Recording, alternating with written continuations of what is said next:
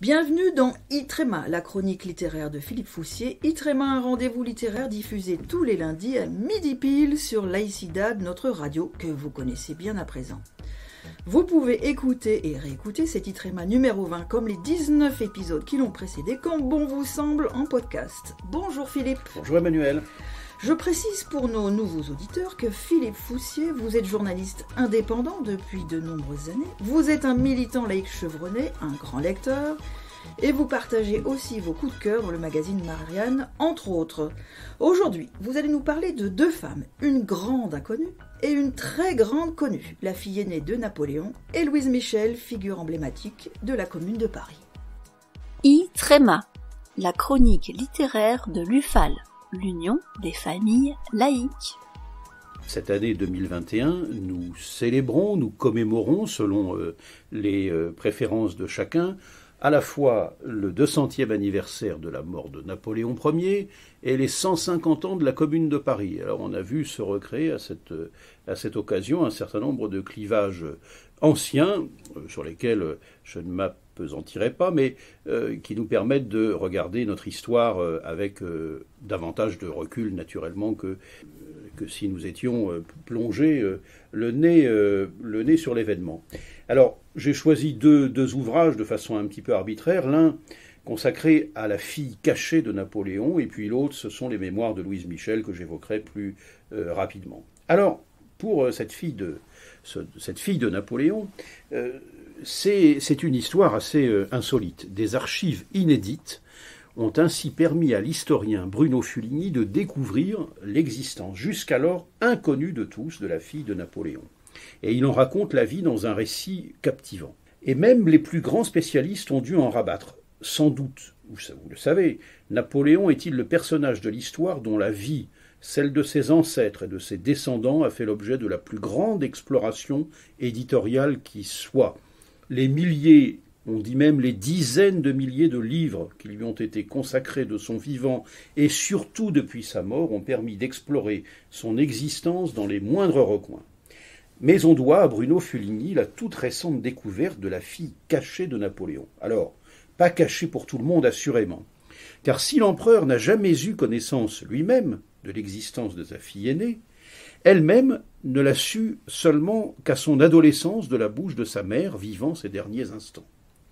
À tout juste 20 ans, Charlotte Chapuis, c'est son nom, se présente à un soldat autrichien en garnison près de Besançon. Elle revendique sa filiation avec le grand homme, mais dans la pire période qui soit. Car en effet, nous sommes en 1815, l'année de la chute ultime, définitive de Napoléon. Waterloo, l'île d'Elbe, les 100 jours sont derrière nous. Devant, dans quelques jours, ce sera pour l'empereur l'exil forcé et définitif à Sainte-Hélène. La Restauration est en marche. L'inoxydable Joseph Fouché, ministre de la Police, peu désireux de chuter avec l'empereur, aura à cœur d'éviter que l'identité de la jeune femme ne soit trop connue. Pour les tenants du nouveau régime, si nostalgiques de l'ancien, celui préalable à l'Empire, il importe en effet d'effacer les traces de Napoléon et se garder qu'un jour un héritier du trône impérial ne vienne introduire l'hypothèse d'une régence. Fouché donne donc des ordres précis, imaginés par l'auteur, à son espion du nom de Mutinus. Fouché dit « Il me faut l'enfermer dans une jolie cage dorée, entre des mains françaises de préférence, avant que des bonapartistes ne fassent d'elle un drapeau, ou qu'un prince autrichien ne nous l'engrosse, pour avoir ensuite des prétentions sur la couronne de France. » On reconnaît là le cynisme du célèbre Fouché. Alors, Charlotte Chapuis est née en 1795 de la liaison du sous-officier, à l'époque Bonaparte, pour quelque temps basé avec son régiment à Aussonne, entre Dijon et Dole, avec une dénommée Antoinette Catin, avec 2 T. Enfin, le nom ne s'invente pas. Celle-ci, Antoinette Catin, mettra au monde rien moins que 24 enfants, tenez-vous bien, dont Charlotte, qui sera reconnue par un dénommé Chapuis que sa mère épouse plus tard. Des femmes, nous dit Bruno Fuligny, Bonaparte en troussera à foison. Mais il sait d'autant moins qu'il est le père de cet enfant qu'il se pensera stérile pendant encore une bonne dizaine d'années. Et très peu de temps Après avoir eu un autre enfant naturel, il répudie Joséphine, vous savez, l'impératrice, en 1806, pour offrir une descendance à la France, soucieux que sa lignée familiale amplifie sa gloire et garantisse sa postérité. C'est donc la longue vie de la fille de Napoléon que Bruno Fuligny nous raconte dans ce livre, aussi rigoureux sur le plan biographique que captivant comme un polar. Et en acquérant des lettres conservées dans un grenier, Bruno Fuligny a donc mis à jour une histoire authentique, jusqu'alors ignorée même des plus grands spécialistes de l'empereur. L'auteur mêle dans un mélange très réussi la grande histoire et la petite, entraînant le lecteur dans l'incroyable histoire de Charlotte, qui vécut jusqu'en 1880, spectatrice de la succession des régimes si caractéristiques du XIXe siècle entre monarchie, empire, les deux, et république.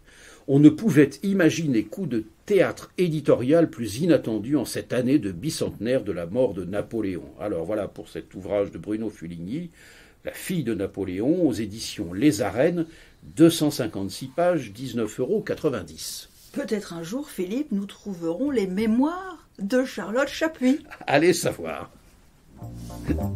Itrema, la chronique littéraire de l'UFAL, l'Union des familles laïques.